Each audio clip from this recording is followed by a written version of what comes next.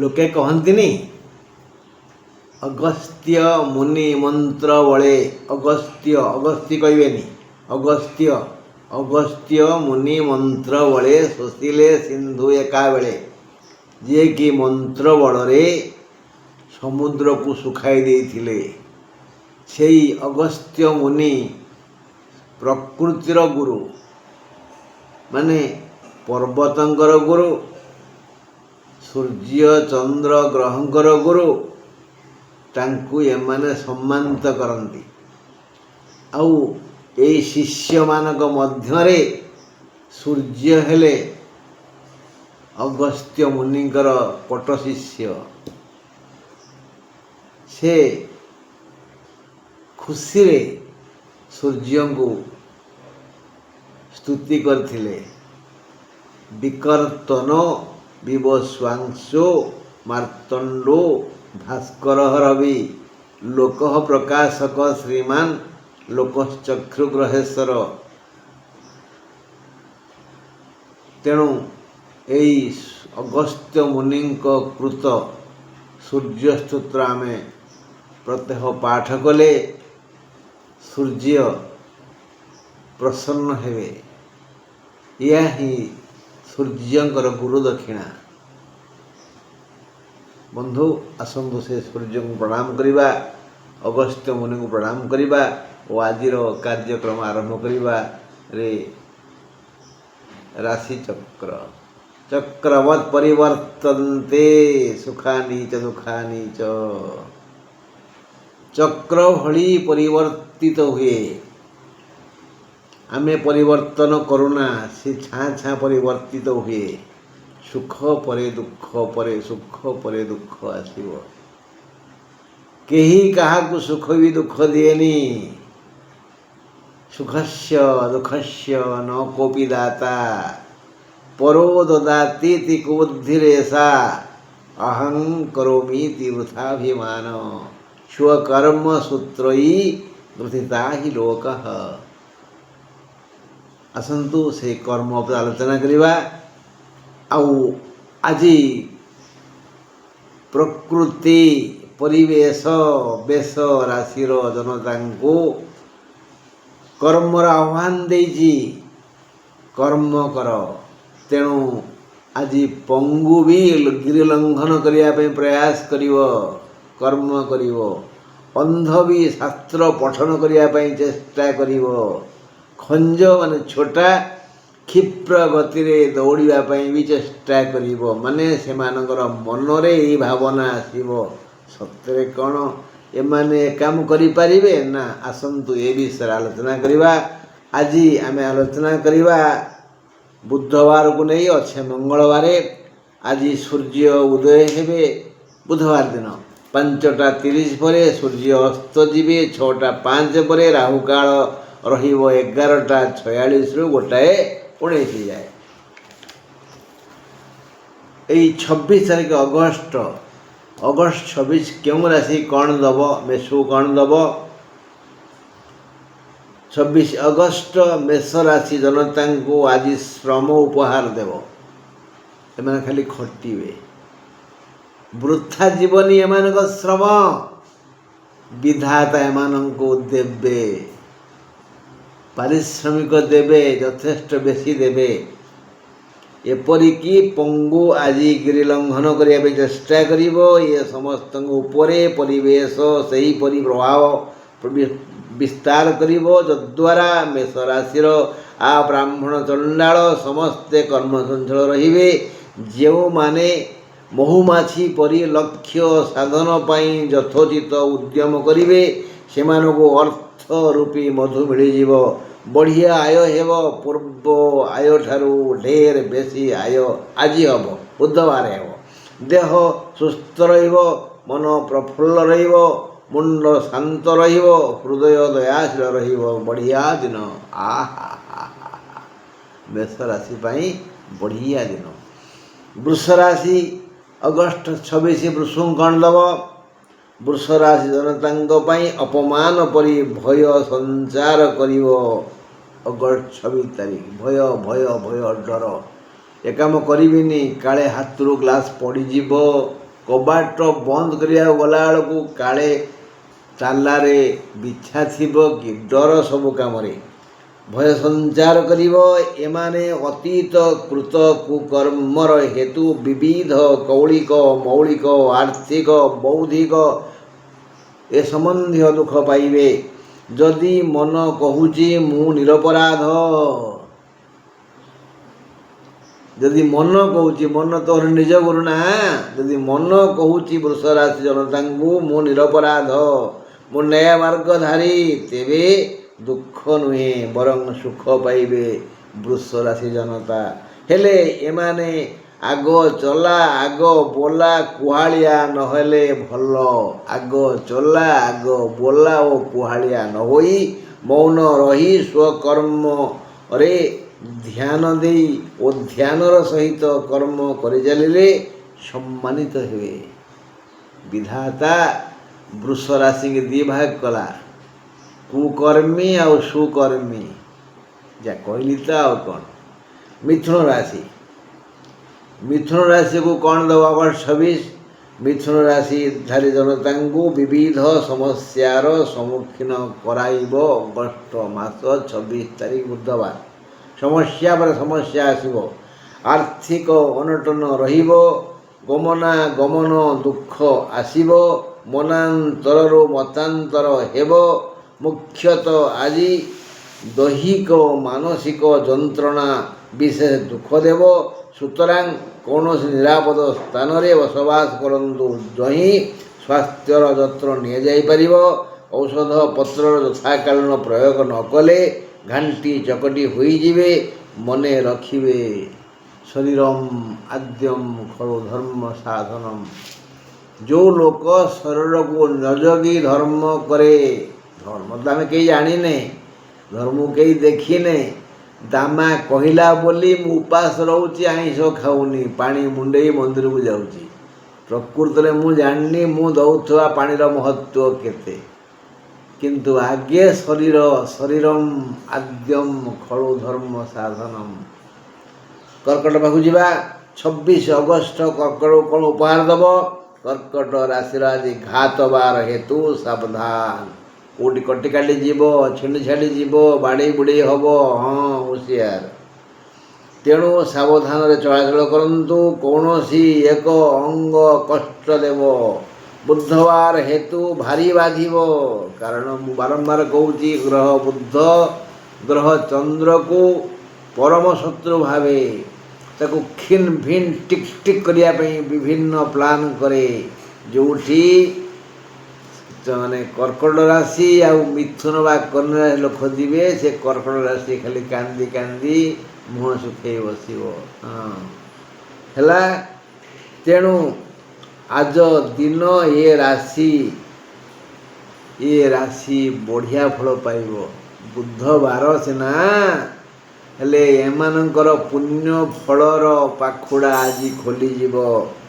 ଯଦି ପୂର୍ବ ପୁଣ୍ୟ ଥାଏ, ତେବେ ଏହି ଲୋକେ ଯେ ପୀଡ଼ା ଭୋଗିବେ କହିଲି ଟିକିଏ ପୂର୍ବରୁ, ସେ ପୀଡ଼ା ଉଣା ହେବ, ବାଧିବନି ବେଶୀ, କ୍ଷଣକରେ ଭଲ ହେଇଯିବ। ତେଣୁ ପୁଣ୍ୟ ନିହାତି ଆବଶ୍ୟକ। ମାତ୍ର ଆଜ ଦିନ ଏ ରାଶି ଉପରେ ଭାଗ୍ୟଲକ୍ଷ୍ମୀ ପ୍ରସନ୍ନା ଅଛନ୍ତି। ଏହାକୁ କହନ୍ତି ଧନ ଉଡ଼ୁଛି ଭାଗ୍ୟବାନ ଏହାକୁ ମୁଠେଇ ଧରିପାରେ। ସାରାଂଶ, ଆଜି ଆୟ ବୃଦ୍ଧି ହେବ। ଯିଏ ଯେଉଁ ପରିମାଣରେ ଆୟ କରୁଥିଲେ ତାହା ଅତି ଅଧିକ ପରିମାଣରେ କରଗତ ହେବ। ତେଣୁ କର୍କଟ ରାଶିର ଲୋକମାନେ ଖଟ ନ ମୁଣ୍ଡେଇ, ଖଟକୁ କୁଣ୍ଢେଇ ନ ଧରି ଖଟନ୍ତୁ, ମୁଣ୍ଡ ଖଟାନ୍ତୁ, ଶାରୀରିକ ପରିଶ୍ରମ କରନ୍ତୁ। ଦେଖିବେ ଆୟ ଅମଳ ବଢ଼ିଆ ହେବ। ପ୍ୟାକେଟ୍ ଭରପୁର ହେବ। ଅଣ୍ଟାରେ ଗୁଞ୍ଜିବେ, ପକେଟରେ ରଖିବେ, ସଞ୍ଚୟ କରିବେ, ଋଣମୁକ୍ତ ହେବେ, ଆଉ ଠୋଠ ହସି କହିବେ ମୁଁ ଭାଗ୍ୟବାନ। ହେଲା। ସିଂହ ରାଶି, ଅଗଷ୍ଟ 26 ସିଂହକୁ କ'ଣ ଦେବ ନା, ସିଂହ ପୁରୁଷଙ୍କର ଆଜି ଘାତ ଚନ୍ଦ୍ର। ସିଂହ ରାଶି ହେଇଥିବ, ପୁରୁଷ ହେଇଥିବେ, ଟିକେ ହୁସିଆର। ମନ ବିକୃତ ହେବ। ମନ ବିକୃତ ମାନେ ତ ସବୁ ବିକୃତ ଆଉ। ମାନସିକ ବିଘଟନ ଘଟିବ ସିଂହ ରାଶି ପୁରୁଷଙ୍କର। ପୁରୁଷଙ୍କର ଘାତଚନ୍ଦ୍ର ହେତୁ ରକ୍ତପାତ ହେବାର ଭୟ ଅଛି ଆଉ ରକ୍ତ ଜନିତ ସମସ୍ୟା ହେଇପାରେ। ସିଂହ ଜନତା ଆଜି ଏକ ଯୋଜନାକୁ କାର୍ଯ୍ୟ କରିପାରନ୍ତି। ବହୁ ଦିନରୁ ଯେଉଁ ଯୋଜନା କରି ଆସୁଛନ୍ତି ଏଇ ଘାତଚନ୍ଦ୍ର ସିନା, ହେଲେ ସେମାନେ ଆଜି ବହୁ କଳ୍ପିତ ଯୋଜନାକୁ ସକ୍ରିୟ କରିବେ, ସୁଫଳ ପାଇବେ, କାର୍ଯ୍ୟକାରୀ କରିପାରନ୍ତି। ନୂତନ ବ୍ୟବସାୟ ବା ନବ ନିଯୁକ୍ତି ବିଷୟରେ ଚିନ୍ତା କରି ଅଗ୍ରସର ହୋଇ ସୁଫଳ ହେବେ ଆଉ ସେମାନେ ଲାଭରେ ରହିବେ। ଆର୍ଥିକ ଦୁଃଖ ନାହିଁ, ଶାରୀରିକ ସମସ୍ୟା ନାହିଁ, ଖାଲି ଟିକେ ଘାତଚନ୍ଦ୍ର ପାଇଁ ଯାହା ଦୁଃଖ ଅଛି। ଦ୍ରବ୍ୟ ବା ବ୍ୟକ୍ତି ବା ଧନ ବା ଭୂମି ବା ଫଳ ବା ଉପହାର ବା ବସ୍ତ୍ର ବା ଅନ୍ୟ କିଛି ଆଜି ମିଳିବ ମିଳିବ ମିଳିବ। ସିଂହ ରାଶିର ଆବାଳ ବୃଦ୍ଧ ବନିତା ନିଶ୍ଚୟ କିଛି ପାଇବେ। ନିଜ କର୍ମାନୁସାରେ ଏଇ ଲାଭ, ଆଉ ଇଏ ଲାଭ ପାଇ ଖୁସି ହେବେ, ତାପରେ ଶାନ୍ତି ପାଇବେ, ଆରାମରେ ଶୋଇଯିବେ। ହେ ଭଗବାନ ଦୟାଳୁ ଆପଣ। ଏବେ ଆମେ ଯିବା କନ୍ୟା ପାଖକୁ ଯିବା। କନ୍ୟା ରାଶିଧାରୀ ଲୋକଙ୍କୁ ଅଗଷ୍ଟ 26 କ'ଣ ଦେବ?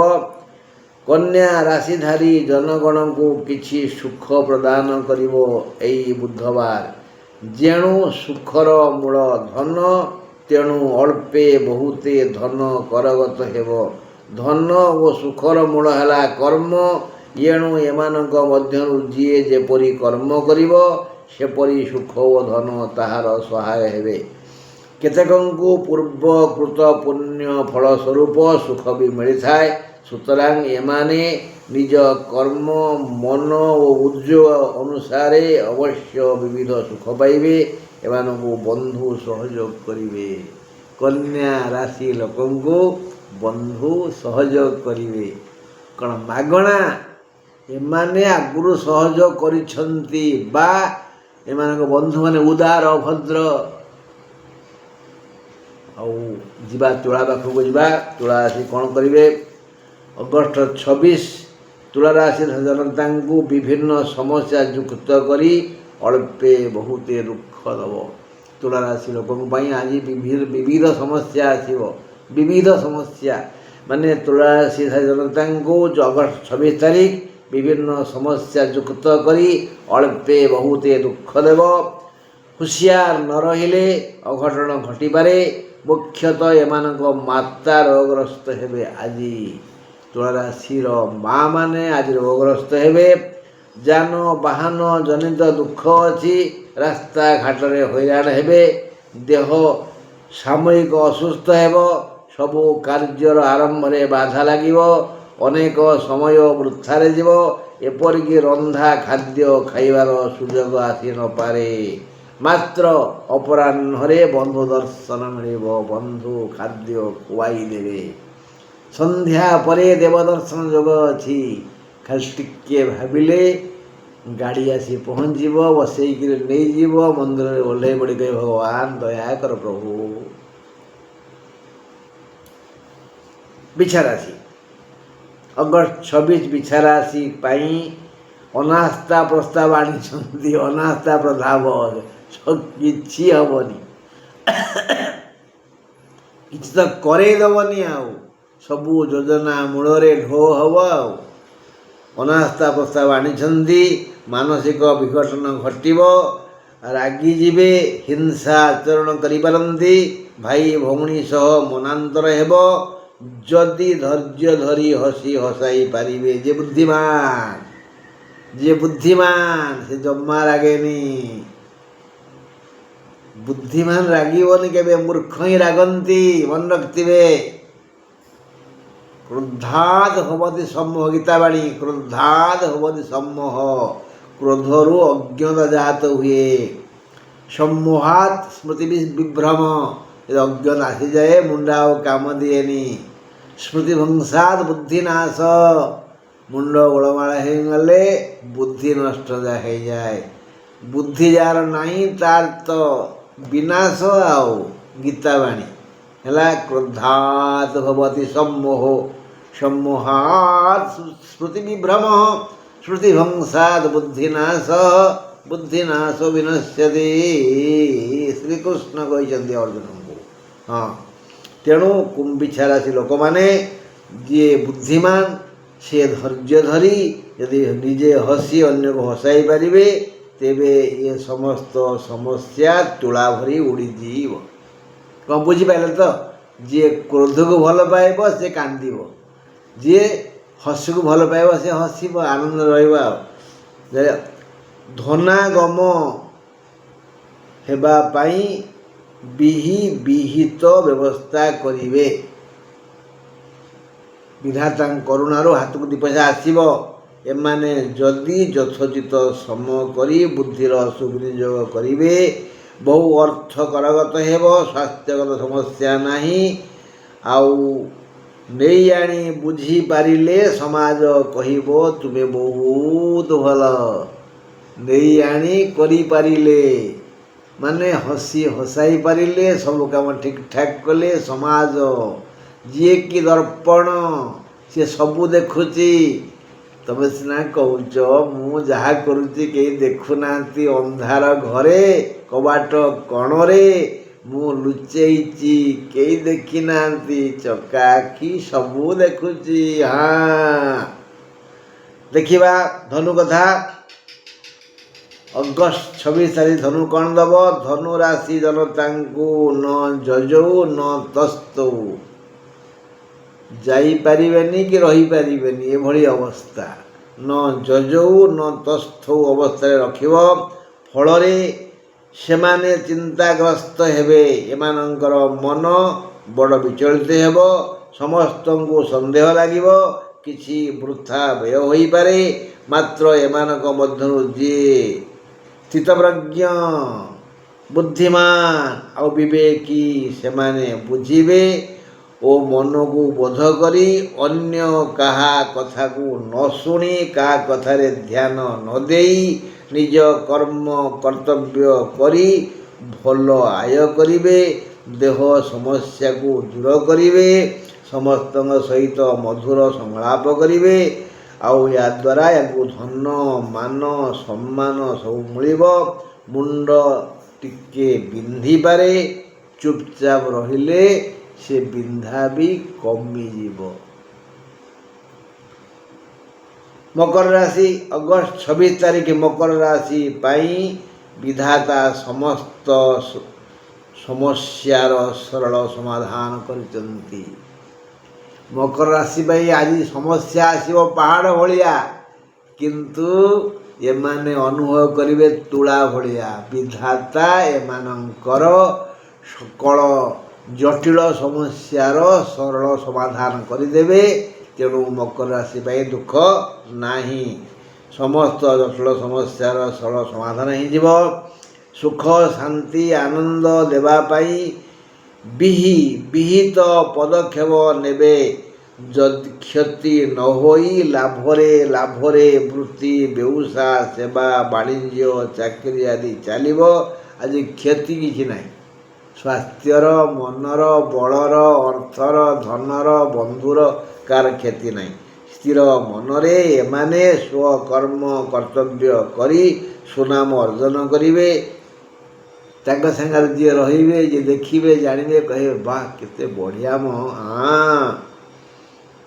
କୌଣସି କାମରେ ପଛଘୁଞ୍ଚା ଦେବେନି ଏମାନେ, ପଛଘୁଞ୍ଚା ନାହିଁ। ବୀରର ଜାତକେ ଏମାନେ ଆଜି ବୀର।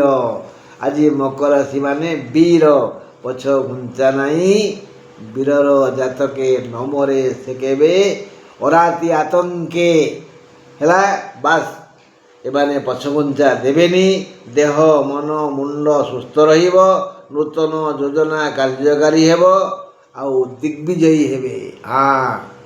କୀର୍ତ୍ତିର୍ଯସ୍ୟ ସ ଜୀବତି, କିଏ ବଞ୍ଚି ରହେ? ଯାହାର କୀର୍ତ୍ତି ଅଛି। କୀର୍ତ୍ତିର୍ଯସ୍ୟ ସ ଜୀବତି। କୁମ୍ଭ ରାଶି କଥା ଜାଣିବାନି। 26 ତାରିଖ କୁମ୍ଭ ରାଶି ପାଇଁ ସର୍ବବିଧ କର୍ମରେ ବାଧା ବନ୍ଧନ ଆଣିବେ। ସବୁ କାମରେ ଆଜି କୁମ୍ଭ ରାଶି ଲୋକମାନେ ପସ୍ତେଇବେ। ଖାଲି ବାଧା ବିଘ୍ନ ଆସିବ, କେଉଁ କାମ ହେଇପାରିବନି, ଚାବି ମିଳିବନି, ଗେଟ୍ ଖୋଲି ପାରିବେନି, କଲମ ପାଇବେନି, ଲେଖିପାରିବେନି, ସାଇକେଲ ବାହାରିଲା ବେଳକୁ ଲିକ୍ ହେଇଯାଇଥିବ। ଏଇଭଳି ଦୁଃଖ ସମସ୍ୟା ମାଡ଼ି ଆସିବ। ଆଉ ଅଯଥା ଓ କିଛି କଥା କ'ଣ କି, ଏମାନେ କିଛି ଅଯଥା ଓ କିଛି ଯଥା ଖର୍ଚ୍ଚ ହେବାର ସୁଯୋଗ ପାଇବେ, ଖାଲି ଖର୍ଚ୍ଚ କରି ଚାଲିବେ। କିଛି ଚିକଣିଆ କଥା କୁହା ଅବିଶ୍ୱସ୍ତ ବ୍ୟକ୍ତି ତାଙ୍କୁ ବିପଦଗ୍ରସ୍ତ କରିବେ। ଚିକଣିଆ କଥା କହି ତାଙ୍କ ମନ ମୋହିଯିବେ କିଛି ଲୋକ ଆସିକରି, ଏମାନେ ସେଇମାନଙ୍କୁ ବିଶ୍ୱାସ କରିବେ। କୁମ୍ଭ ରାଶି ଲୋକମାନେ ଚନ୍ଦନ ଗଛ କାଟି ଦିଅନ୍ତି, ବାଉଁଶ ଗଛକୁ ବଢ଼ାନ୍ତି। ହଁ, ଯେଉଁମାନେ ଖଳ କୁଟିଳ ସେମାନଙ୍କର ଫ୍ରେଣ୍ଡସିପ୍ ଯଥେଷ୍ଟ ବେଶୀ ତାଙ୍କ ସାଙ୍ଗରେ। ସେଇଭଳି ଲୋକ ଆଜି ଆଙ୍କୁ ବିପଦରେ ପକାଇବେ। ଦେହର ସମସ୍ତ ଗଣ୍ଠି ଆଜି ବିଶ୍ରାମ ଖୋଜିବ, ଦେହ ହାତ ବିନ୍ଧିବ, ସବୁ ଗଣ୍ଠି ଛଟପଟ ବିନ୍ଧିବ। ଆଜି ଦେହ ଗଣ୍ଡଗୋଳ ରହିବ। ଯାନବାହନ ଜନିତ ଦୁଃଖ ଅଛି, ଦୁର୍ଘଟଣା ଘଟିପାରେ। ଆୟ ଅମଳ ଆଦୌ ହେବନି, ଯାହା ହେବ ତାହା ନଗଣ୍ୟ। ଯଦି କଜିଆ ଖୋର ହୋଇ ପରିବେଶକୁ ଆନ୍ଦୋଳିତ କରିବାକୁ ଚାହାନ୍ତି, ତାହେଲେ କଜିଆ ତ କରିବେ, ଗଣ୍ଡଗୋଳ କରିବେ, ପରେ କିନ୍ତୁ ଅଖା ଧୋଉଥିବେ, ଗୁଣ ଗାଉଥିବେ। ମୋଠୁ ମୂର୍ଖ ଆଉ କେହି ନାହିଁ, କାହିଁକି ଏମିତି କଲି କେଜାଣି। ମାନେ କୁମ୍ଭ ରାଶି ପାଇଁ ଆଜି ଆଉ ଭଲ ଦିନ ନୁହେଁ। ମୀନ ରାଶି ପାଇଁ କ'ଣ ଅଛି? 26 ତାରିଖ ଅଗଷ୍ଟ ମାସ 26 ତାରିଖ ମୀନ ରାଶି ପାଇଁ ଏକ ସ୍ୱତନ୍ତ୍ର ସୁଖକର ଦିନ ତିଆରି କରିଛନ୍ତି ବୋଲି ଆଶା କରାଯାଏ। କାହିଁକି ନା ପଞ୍ଚମ ବୃହସ୍ପତି, ଏକାଦଶ ଚନ୍ଦ୍ର, ଚତୁର୍ଥ ବୁଧ, ଷଷ୍ଠ କେତୁ ଆଦି ଗ୍ରହଗଣ ଏ ସମସ୍ତ ସୁଖର ଆବାହନ କରିବେ ମୀନ ରାଶି ପାଇଁ। ଚେଷ୍ଟା କଲେ ବିଶେଷ ଉନ୍ନତି କରିବେ ଏଇ ମୀନ ରାଶି ଜନତା। ଯିଏ ଯେଉଁ ବୃତ୍ତିରେ ପରିବାର ପ୍ରତିପୋଷଣ କରି ଆସୁଛନ୍ତି, ସେ ସମସ୍ତ ବୃତ୍ତିର ଆଜି ଅଭିବୃଦ୍ଧି ହେବ, ବିକାଶ ହେବ। ଆୟ ଅମଳ ଯଥେଷ୍ଟ ବେଶୀ ବଢ଼ିଯିବ। ଦେହ ପା ଠିକ୍ ଠାକ୍ ରହିବ, ବୃଥା ବ୍ୟୟ ହେବନି, ଶ୍ରମ ସାର୍ଥକ ହେବ, ଆୟରୁ ଲାଭ ବଢ଼ିଯିବ। ଆଉ ସେମାନେ ଆଜି କୌଳିକ, ମୌଳିକ, ଆର୍ଥିକ, ପାରମାର୍ଥିକ, ବୈଷୟିକ, ସାମାଜିକ ଶାନ୍ତି ପାଇବେ। ମୀନରାଶି ଲୋକମାନେ ଆଜି କୌଳିକ, ମୌଳିକ, ଆର୍ଥିକ, ପାରମାର୍ଥିକ, ବୈଷୟିକ ଓ ସାମାଜିକ ଶାନ୍ତି ପାଇବେ। ଆୟଠୁ ଲାଭ ଆଜି ବଢ଼ିଯିବ। ଆମେ 5 ଟଙ୍କାରେ କିଣିକି 7 ଟଙ୍କା ବିକୁଥିଲେ, 2 ଟଙ୍କା ପାଉଥିଲେ, ତାକୁ ନେଇ କୁନ୍ଥଉଥିଲେ। ଆଜି 5 ଟଙ୍କାରେ କିଣିକିରି 5 5 10 2 12 ମାନେ 12 ଟଙ୍କାରେ ବିକିବା। ଆଜି ଆୟଠାରୁ ଲାଭ ଅଧିକ ହେବ। ହଁ, ଆଉ ସମସ୍ତେ ତୁମକୁ ଭାଗ୍ୟବାନ କହିବେ। ହଁ ବନ୍ଧୁ, ନମସ୍କାର।